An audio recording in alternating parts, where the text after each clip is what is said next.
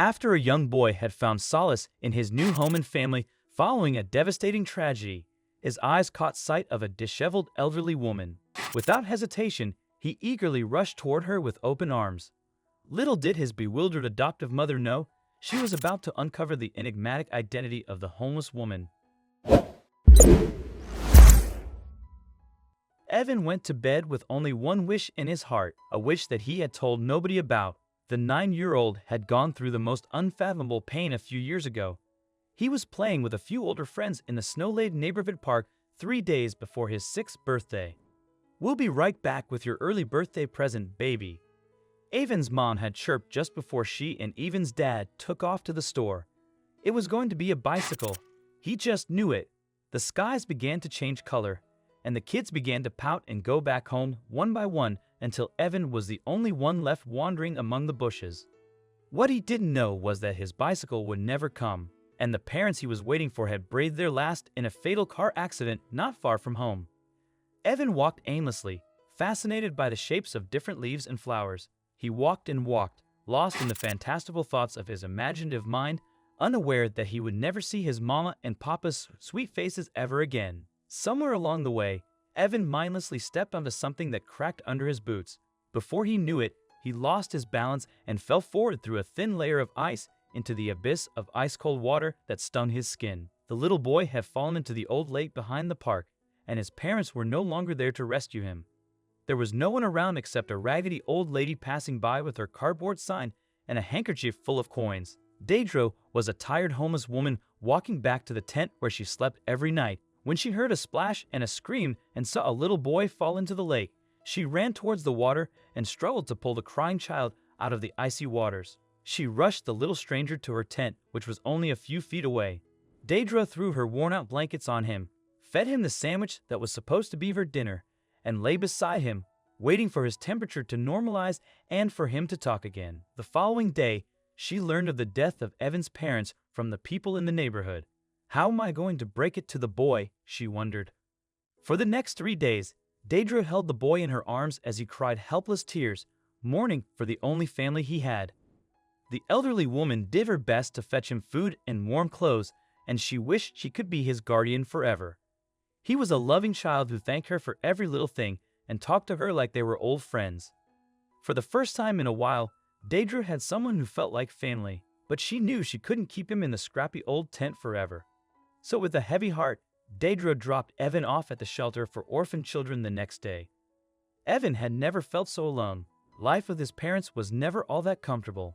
His parents were barely able to make ends meet, but the cramped-up trailer they had lived in was full of love. The boy wept every night at the shelter, and Deidre wept for him in her tent too. "God, please give that beautiful child unto another loving family," she prayed. Deidre's prayers were answered, because after just a month at the shelter, a loving, well-to-do couple had adopted Evan. Evan's new mother's name was Lisa, and she was kind-hearted and gentle towards the grief in the boy's heart. Her husband, Fred, was incredibly caring too. For the new parents, it was a blessing to finally bring a child home after years of trying for one. 2 years went by, and Evan seemed settled in his new life.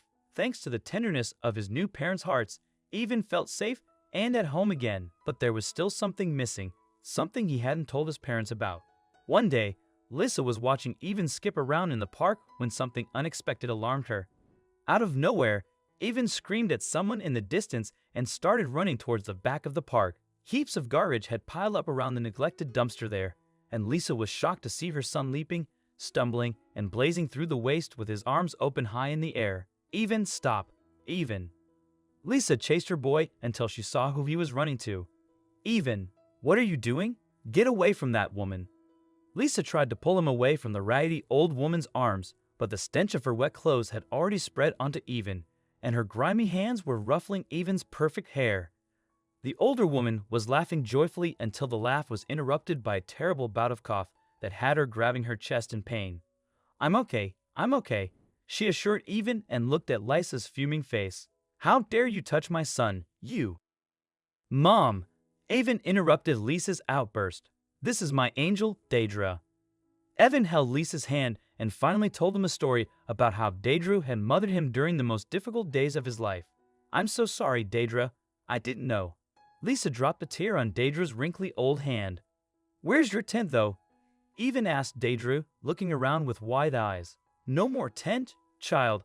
I sleep where I beg. The rain swooped my tent away, and now this cough won't end. I think my time is coming," Daedra said, holding back her tears. "No, it isn't. You, Evan's angel, are coming with us." Lisa sounded certain as she helped the older woman walk towards the car park. Evan was dancing with joy, knowing that the one thing he had been wishing for had finally come true. He had met his angel again. Throughout the following months, Lisa and Fred play a pivotal role in transforming Daedra's life. They located a delightful little house for her to call home and generously covered the first half-year's rent upfront. They also facilitated her access to the necessary medical treatment to alleviate her persistent cough. As Daedra regained her vitality, they assisted her in securing a part-time position at the local grocery store. Her life once more held meaning and direction, yet her most cherished moments each week continued to revolve around her meetings with Evan, where they would engage in hours of captivating conversation.